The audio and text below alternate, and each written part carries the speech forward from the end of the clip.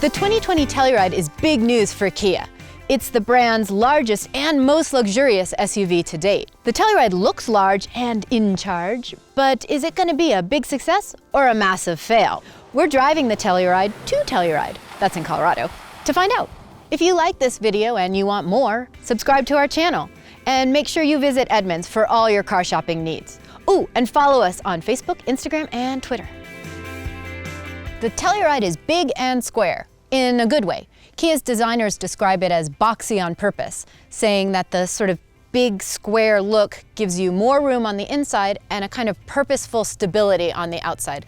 And I would have to agree. I mean, this thing looks like it's ready to do some work. The Telluride is based off of the Kia Sorento, and in my opinion, everything that I didn't love about the Sorento is fixed on the Telluride. It's bigger, it has more room on the inside, it's more interesting on the inside, it's more interesting on the outside. It has these like fancy headlights and giant wheels. I just think it looks cool. When I reviewed the Kia Sorento, I gave Kia a hard time because I felt like the materials used in the interior felt nice, but they were kind of boring. It was like all the same color. Well, you cannot accuse the Telluride of being boring. It's like Kia heard me with their minds, because there's wood trim, there's metal trim, there's piano black, there's leather covered materials, there's soft plastics, the steering wheel feels great, and this headliner here, I just can't stop petting it. I want to adopt it and give it a name. Menus and controls are pretty easy to figure out on the Kias.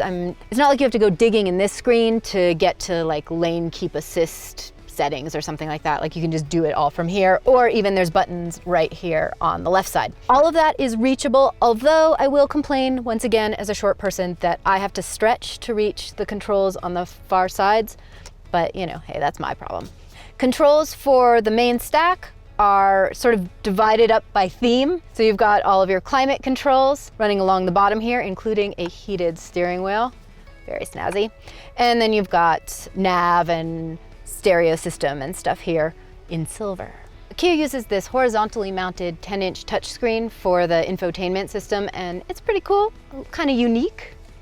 There's a lot of space inside here, you know, a lot of that has to do with the fact that the console is kind of low and not all up in your arm space here, but there's plenty of storage in it anyway. It's not like you're missing that. We've got 2 USBs and a 12 volt up here, as well as a charging pad for phones. And then you've got cup holders. They're a little bit small, but hey, cry me a river. And there is also another USB port in the console, which can fit a cube of water. The seats are incredibly comfortable for people of various sizes, because I quizzed everyone and we all agreed. And not just in the front, in the back too. You can't talk about a 3-row SUV unless you talk about the second and third rows. So here we are in the second row.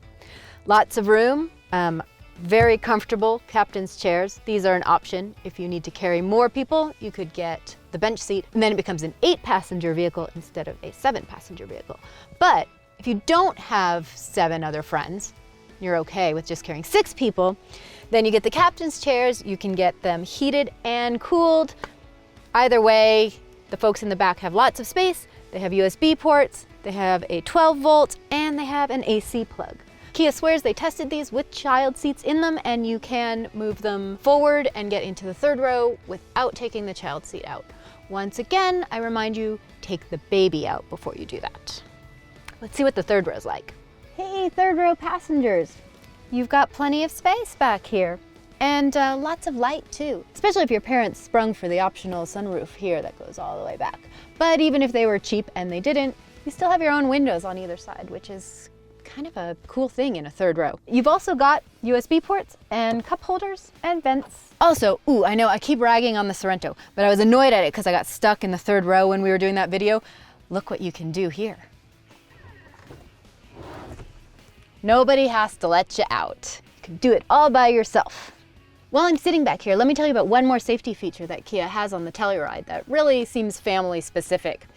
It uses the cameras that would normally check for like rear cross traffic and backup camera and stuff to see if there's traffic coming when you're parked And if it senses that a car or even a bicycle is coming up fast on the driver's side, it automatically locks that door so that none of your passengers step right out into the path of traffic. Not only does the Telluride have plenty of room for the people that are in it, but there's room for all of the gear that you might want to bring as well. With the third row up, you can still fit your groceries or a couple suitcases behind.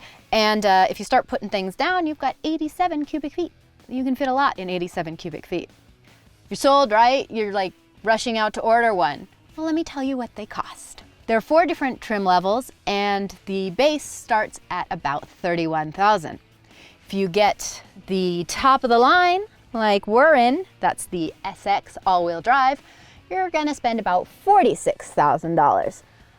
It's a hefty price, but you get a lot for the money. And if you go in and you kind of find the trim level and the options that are right for you, I think this could be a really good deal. So everyone's been talking about the Telluride. I mean, by everyone, I mean people who are interested in buying 3-row SUVs and everyone in the automotive industry have all been talking about the Telluride since we saw the concept way back in 2016. Because it surprised everyone. It was so stylish and it was like big and blocky when everything else is going to this kind of smooth, lozengey shape. And it looks like a truck, but it drives like a car. It's actually a mid-size crossover. It's front-wheel drive. We're in the optional all-wheel drive version. It drives really nicely. It's very quiet inside, which I was a little surprised about because it has a fairly large engine. It's a 3.8 liter V6, and a lot of times the big engines are noisier, especially when they're naturally aspirated, as this one is. Makes 291 horsepower, and we've been driving it around in the mountains of Colorado, and it hasn't been a problem. We've been able to pass even on uphill sections. There's almost no wind noise, and again, we're in the mountains and it's windy. And the ride on the road is very quiet as well. There's very little tire noise, there's very little road vibration. So I would say in terms of ride quality, like both thumbs up. You'll have to imagine that because I don't want to take both hands off the wheel. The 3.8 in the Telluride is backed by a 8-speed automatic transmission, and it does a pretty good job. You don't really notice that it's there. A couple of times on some of the steeper uphill sections, I felt it drop down a couple of gears, sort of looking for the right place to be, but it's very unobtrusive most of the time.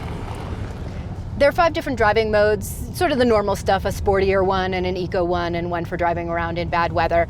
And if you have the all-wheel drive version, there's like an all-wheel drive lock, so not a locking differential exactly, like an electronic lock. The Kia engineers mentioned that they did a lot of work in this car to make visibility good, not just for the driver, but for the passengers as well.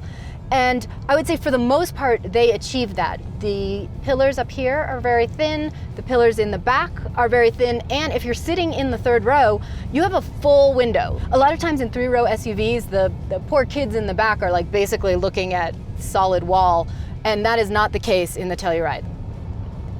Visibility is important in a car because, you know, it's more enjoyable, obviously, and also it makes you a safer driver because you can see more.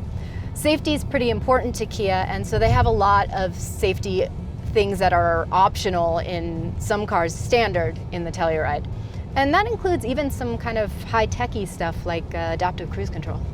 So far I've been driving the Telluride for, I don't know, maybe 2 hours, something like that, and I really like these seats. They're very comfortable. I feel like I have enough room, but not so much room that I'm sliding around, even on the twisty roads. And our videographer, who is much taller than me, he said that they were comfortable for him as well. So that's a win. There's obviously plenty of headroom for me, even lifted up in the seat. And that headroom kind of applies all the way back. One of the benefits of having sort of a big boxy shape is you have all that interior of the box to fill up with people and stuff. Big car, big success. The Telluride is comfortable, quiet, and capable. It looks like a brawler, but it's really a total sweetheart. Not just the other mid-size competitors, but the bigger SUVs too better up their game. If you want to see more videos like this, subscribe and follow us on Facebook, Instagram, and Twitter.